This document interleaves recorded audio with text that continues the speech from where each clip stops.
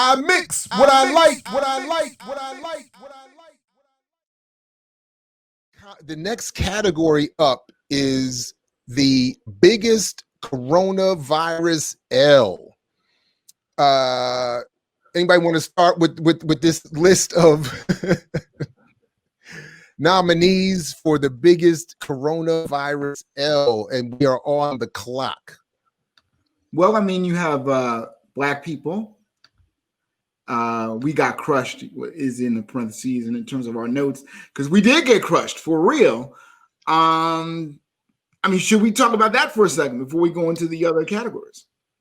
We can. And in fact, I would just want to shout out some work that I contributed to that should be dropping, I think, today on the impact of COVID, the history and condition of Black business and the impact of COVID on Black businesses.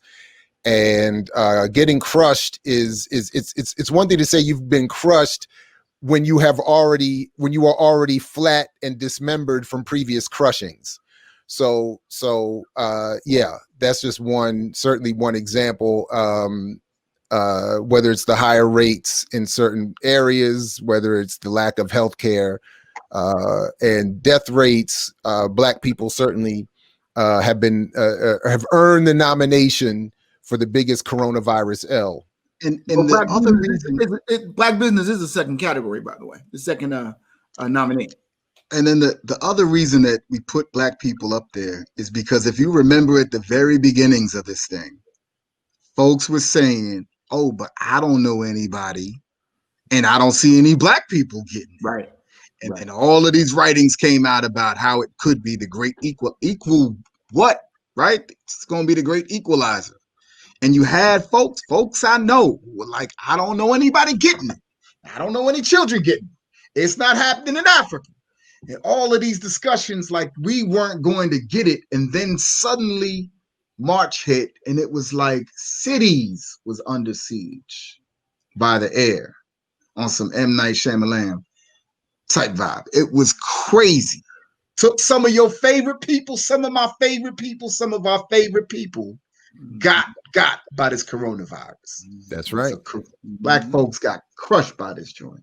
That's right. And in fact, I think, and I said this at some point, earlier in the year or last year, but I think at some point when those early reports were saying in the commercial press that Black and brown people were getting hit hardest, I think that led to the spread among white folks throughout the country, because I think sort of the inverse of what you're saying, Dr. Haight, is that they heard those stories and were saying, that's how I always thought of it. And that's what we always wanted. And that's what we always knew. Them Black and brown savages, they're the ones getting all diseased up. We're not going to get it. Let's go out here and have what quote unquote super spreader gatherings. And let's go out here and, and so it was almost like in that regard, somewhat paradoxically, it did become a leveling event.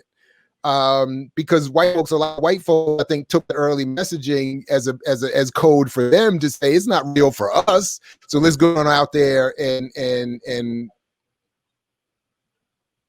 be ourselves, so to speak, and take our hoods off. Take the hoods off. Around hoodless. Y'all couldn't wait to wear hoods at one point. Now you can't wait to take your mask off. I can't wait to take your times, ladies and gentlemen. Confusing times.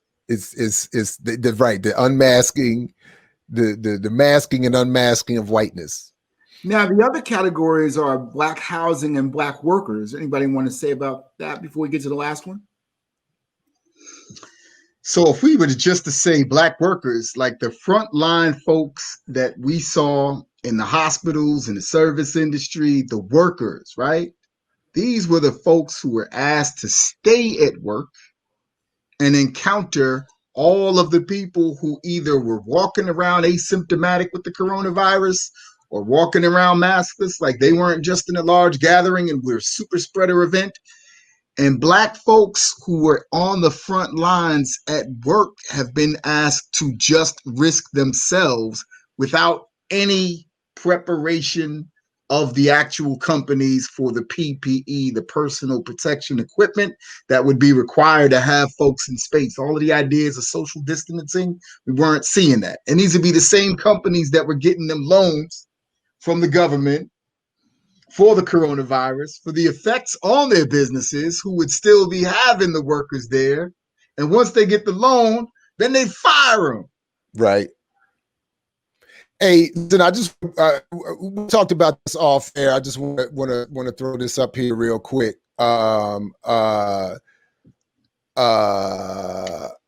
Garrett Harris here.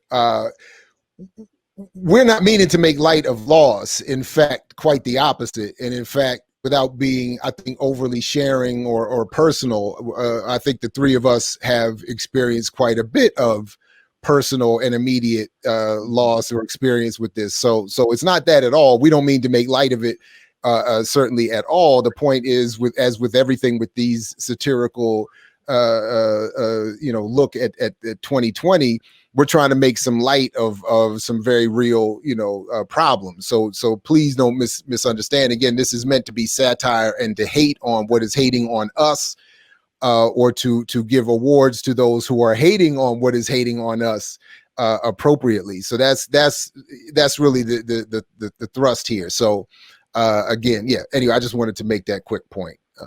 And collect the pain of loss and remember who did this to you. Wasn't no bats in Wuhan. Wu-Tang Clan had nothing to do with this. But nobody at no meat market eating bat wings. Yeah, nah. Yeah. We don't need to say this is a conspiracy theory. You know who those folks are, what they packed on the boats before they came and met anybody around any island they thought was in the East Indies. That's right. That's right. And as the paper I'm talking about starts with on Black business, it's the whole point of the issue is not the virus itself. It's the precondition that the people are meeting it with that is the problem. And certainly not. So people can point to the origins of the virus all we want. That's not the issue. It's the precondition of the people that is the issue, and the arrangements of healthcare and other things that are the issue. So absolutely. If I can go to the last category. Yeah, go ahead, because we got 3 minutes left on this category. And I think this is important because it's media, right? So the last category in terms of who lost was Skype, Periscope, and basically social media in general. And as I said to you guys last night when we prepped, it's like Skype, with Zoom, Skype has now become like Friendster. Right. MySpace. Look, MySpace was important for Black folks too. It taught coding. It wasn't just the platform that you had to lay out. Black folks were doing some beautiful things with MySpace. Black Planet. Was it when Omar? We have Black Planet. Omar, what's up? Black Planet, right? So Skype is the new Black Planet. But now the difference is, the funny thing is, Twitter ripped this joint apart, right? They were like, Skype, you had a running head start on Zoom, and you still couldn't keep up. That's so this will show you like the tech world is going to move in directions. But the other thing is, all it's done is put us all online in that virtual world. And this, my goodness, man. Hey, I love this that Push for Change here has a late nomination for Dr. Fauci for the biggest corona virus award. You said his name wrong though. You said his name wrong. What'd I say? Look at it again. Put the thing back up. Let me teach you how to pronounce Italian. Hold on. Yeah. It's okay. It's okay. This is the Fauci. The Fauci. You know he was faking the energy up there, looking like he wasn't in lockstep with Trump. He'd be like, I disagree with you putting light beams inside somebody with your Darth Vader mess. Spraying Lysol inside somebody. Please don't try that again, right? This was a faux cheat. We look into this dude like he was going to be a logical one. And I was like, I don't trust you neither. All your allergies and infectious disease. I don't trust your whole National Institutes of Health. All your CDC, L. NIH, L's. Right? All of these folks was lying about it. It's not an airborne disease. Remember what they used to tell you at first? And we already knew it was airborne, because when you would see the Asian folks in Toronto when SARS came out in 2004 walking around with the masks, you were like, okay, somebody's masked up. That's why one of them brilliant folks who was like, I'm going to buy all the N95 masks and can't nobody get them, was like, I'm going to make $1 million off this joint. Well, anyway, so we have come to the end of the time on this category. Dr. Fauci has another, or I'm sorry, Dr. Fauci has another late nomination for Sister Ricky Ryan. Absolutely hate. So anyway, Black people, Black business, Black housing, Black workers, Skype, Periscope, and social media. Who is getting this year's 2020 Hubert Henry Harrison biggest coronavirus L hate award? My vote is for Skype. Yeah, I can't give Black people no L's. Black people have had enough L's, so I'll go ahead and concur with that.